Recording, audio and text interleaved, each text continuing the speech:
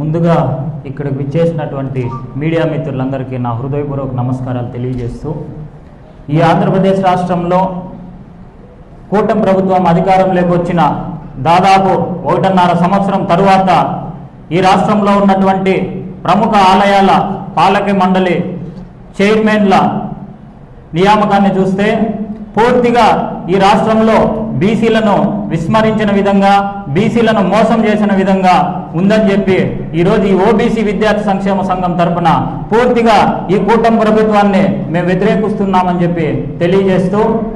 మనం చూసినట్లయితే ఈ తెలుగుదేశం పార్టీ అధికారంలోకి రాకముందు ఈ బీసీలకి ఈ రాష్ట్రంలో ఏదైనా మంచి చేసే పార్టీ ఉంది అంటే అది మా తెలుగుదేశం పార్టీనే అని చెప్పి, ఈ బీసీలకు బ్యాక్ బోన్ గా పనిచేసే పార్టీ మా తెలుగుదేశం పార్టీ. ఈ రోజు తెలుగుదేశం పార్టీ నిలబడిందంటే అది బీసీల వల్లనే అని చెప్పి అబద్ధాల వాగ్దానాలు, అబద్ధాలు చెప్పి ఈరోజు అధికారాన్ని చేజిక్కించుకున్న తరువాత అప్పుడు చెప్పిన మాటలకి ఇప్పుడు చేస్తున్న విధానానికి చూస్తే పూర్తిగా వ్యతిరేకంగా ఉందని చెప్పి ఈ రాష్ట్రంలో ఉన్నటువంటి బీసీ ప్రజలందరూ గమనించాలి.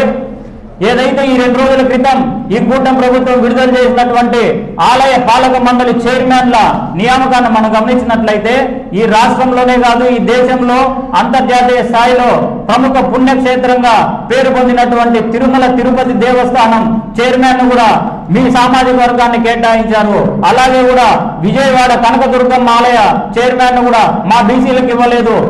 మీ సామాజిక వర్గానికే కేటాయించడం జరిగింది. ఈ ఉమ్మడి చిత్తూరు జిల్లాలో ఉన్నటువంటి కాణిపాక వినాయక స్వామి ఆలయ చైర్మన్ కూడా మీ సామాజిక వర్గానికే కేటాయించడం జరిగింది. అలాగే పక్కనే ఉన్నటువంటి శ్రీకాళహస్తి టెంపుల్ చైర్మన్ కూడా అగ్రవర్ణాలకు కేటాయించడం జరిగింది. ఇదంతా చూస్తా ఉంటే సమన్యాయము, సామాజిక న్యాయము మీ సామాజిక వర్గానికి మాత్రమేనా అని చెప్పి ఈరోజు ఓబీసీ విద్యార్థి సంక్షేమ సంఘం తరఫున నేను అడుగుతా ఉన్నా. ఈ రోజు మనం చూసినట్లయితే ఆలయాలు అన్ని వర్గాలు అయితే ఆలయంలో నాయకత్వం మీ సామాజిక వర్గానికి మాత్రమేనా అని చెప్పి నేను ఈరోజు అడుగుతా ఉన్నాను. మనం చూసినట్లయితే ఈ ఉమ్మడి చిత్తూరు జిల్లాలో ఒక పక్కన చిత్తూరు జిల్లాలో ఉన్నటువంటి ఒక ఆలయం శ్రీ బోయకొండ గంగమ్మ దేవస్థానం ఆలయం అని, ఆ ఆలయానికి దాదాపు లక్షల మంది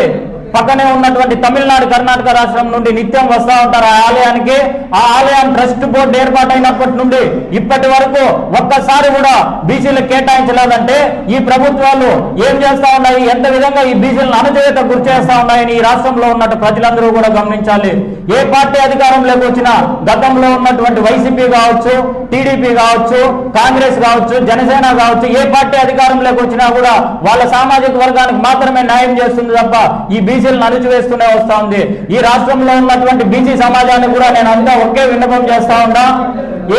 ఏ పార్టీలైనా కూడా స్వాతంత్రానికి ముందు బ్రిటిష్ వాళ్ళు ఏ విధంగా అయితే మన దేశాన్ని దోచుకున్నారో, స్వాతంత్రం అనంతరం పుట్టుకొచ్చినటువంటి ఈ వైసీపీ పార్టీ కావచ్చు, ఈ టీడీపీ పార్టీ కావచ్చు, ఈ జనసేన కావచ్చు, బీజేపీ కావచ్చు, ఈ పార్టీలు అన్ని కూడా మన బీసీలో అవకాశాలను కావచ్చు, పదవులను కావచ్చు, రిజర్వేషన్లు కావచ్చు దోచుకునే కార్యక్రమం తప్ప